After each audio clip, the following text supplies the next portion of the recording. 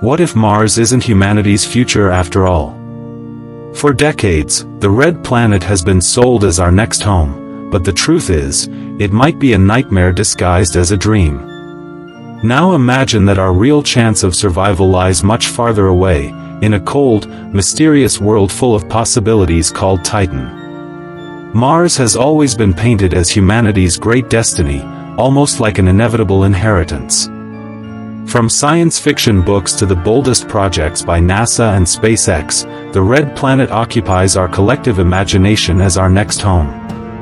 But reality is far less romantic, an atmosphere so thin it barely reaches 1% of Earth's density, turning every breath into a gamble.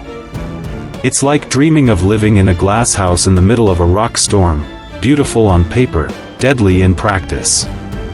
Beyond the hostile atmosphere, there's another invisible enemy that few consider: cosmic radiation. Without a magnetic field to act as a shield, every colonist on Mars would be constantly bombarded with lethal doses of space particles. Imagine living in a place where even the sky is a silent enemy, attacking your cells every second.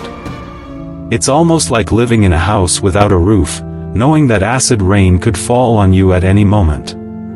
That's when the Martian dream starts to look more like a nightmare. And if that weren't enough, Mars' atmospheric pressure is close to zero, turning something as simple as breathing into a life-or-death challenge. Without heavy pressurized suits, the human body would collapse in seconds, as if it were being sucked into a vacuum. It's a life of confinement, chained to fragile technology, with no room for mistakes. Ironically, the more we learn about Mars, the clearer it becomes that maybe there's another place, far more welcoming, waiting for us in the icy shadows of the solar system. Titan emerges as a nearly poetic surprise in the depths of space. While Mars denies US air, Titan offers an atmosphere 1.5 times denser than Earth's, made mostly of nitrogen, the same gas we breathe every day. This layer isn't just a veil, it's a natural shield against cosmic radiation, even stronger than the protection we enjoy in low Earth orbit. It's as if Saturn's moon were saying, "Here, you can breathe safely, just bring your own oxygen." The most fascinating detail is that Titan's pressure is remarkably similar to Earth's. That means colonists wouldn't need to live trapped inside suffocating capsules or wear heavy space armor. A simple oxygen mask and thermal clothing would be enough to face the extreme cold. Imagine the practical difference. On Mars, every step outside requires a full suit of armor. On Titan, it would be like putting on a reinforced winter coat to walk in a brutal snowstorm. The sense of freedom would be incomparable. And that freedom changes everything, even how we imagine daily life on a colony. Walking on the surface, exploring rivers of methane, or gazing at the orange dunes without being imprisoned by technology would be transformational. It's almost like trading a life in a tiny cell for one on a wide-open farm, where the air feels different but movement is real. But of course, when it comes to colonization, it's not only about breathing, it's also about securing the resources to thrive. When it comes to colonization, survival alone isn't enough, you need the means to build a life. On Mars, the most valuable resource, water, exists as ice at the poles and hidden underground. That sounds promising, but Martian soil hides a silent enemy: perchlorate salts, highly toxic and capable of contaminating everything, making even the simplest farming a nightmare. Imagine trying to grow tomatoes only to discover the very soil is poisonous. That dream of self-sufficiency quickly turns into a puzzle with missing pieces. On Titan, though, the picture changes dramatically. There you'll find rivers and seas of liquid methane and ethane, essentially natural fuel waiting to be used. Instead of fighting against a toxic desert, settlers would arrive in a world overflowing with energy sources. On top of that, Titan has water ice that could serve both as drinking water and as a building material, not to mention a surface rich in organic compounds. It's like moving from barren wasteland to farmland, complete with rivers, rocks strong enough for shelter, and fertile ground beneath your feet. This difference rewrites the entire equation.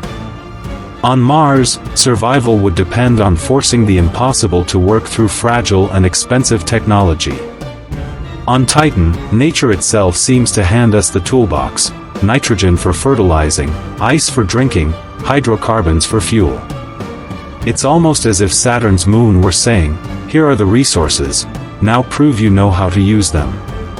But thriving in space isn't only about having supplies, it's also about what kind of life those supplies allow you to build. On Mars, life would carry the constant weight of claustrophobia.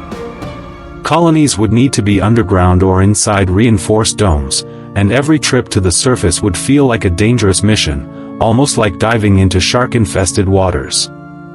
The Martian colonist would live confined, forever under the watch of environmental limits. It's a golden prison of sorts: you're alive, but not truly free to exist beyond the walls that keep you safe. Titan, on the other hand, offers something that directly touches the human spirit: the possibility of walking on its surface without being trapped inside suffocating armor. With just an oxygen mask and thermal clothing, one could explore the Orange Plains. Now picture the psychological impact: feeling the wind, watching the horizon, moving naturally in an alien world. That sense of freedom is priceless, more valuable than gold or fuel. It's the essence of quality of life, in its purest sense. And there's an almost magical twist: with only 14% of Earth's gravity and a dense atmosphere, humans on Titan could actually fly using artificial wings. An ordinary person could lift off the ground like a bird, turning exploration into an aerial adventure instead of cautious steps on solid ground. This vision changes how we even dream about colonization. Yet, just like any paradise, Titan hides its own monsters, waiting to test human resilience. Every promise comes with a price, and on Titan that price is the cold.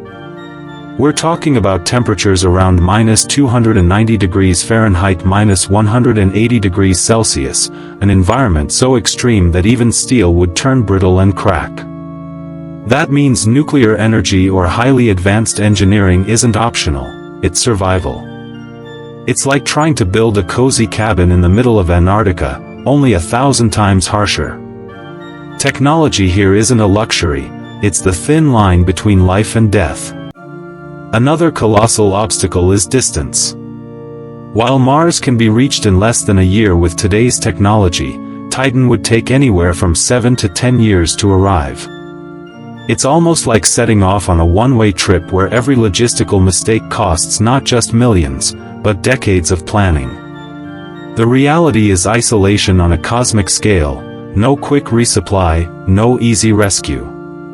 It's like moving to the most remote wilderness imaginable, except magnified to a planetary level. And then comes the psychological toll: loneliness. Even before colonization begins, future explorers must grapple with the idea of living in one of the most secluded corners of the solar system. Distance isn't just physical, it's emotional. Every message home would be delayed, every connection weakened by time and silence.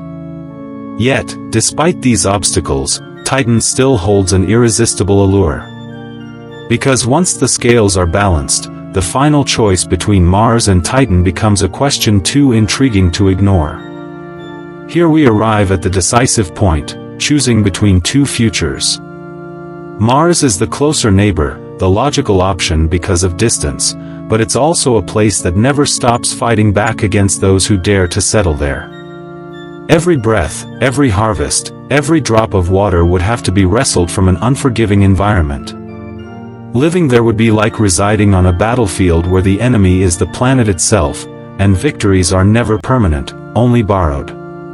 Titan, on the other hand, feels farther away yet carries a delicious irony: the deeper into space we go, the more protection we find. Its thick atmosphere shields us from radiation, its abundant resources promise energy and water, and its gravity even opens the door to something close to freedom.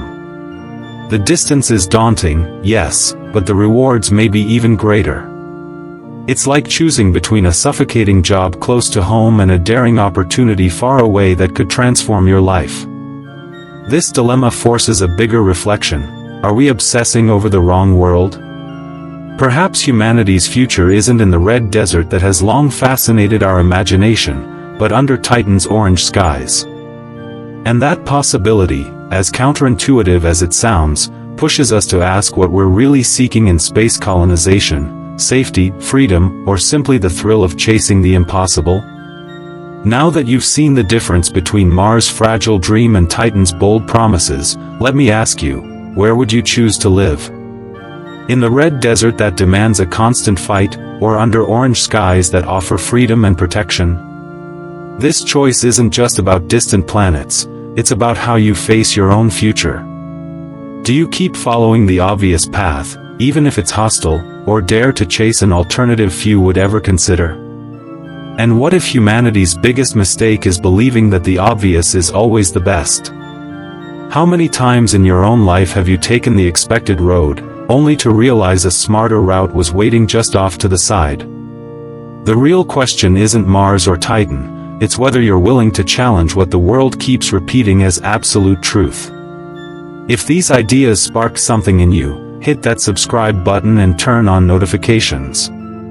Here, you won't just find surface-level content, you'll uncover insights that change the way you see the universe and maybe even your own life. After all, the next giant leap might begin with one simple choice: daring to learn what few have the courage to explore.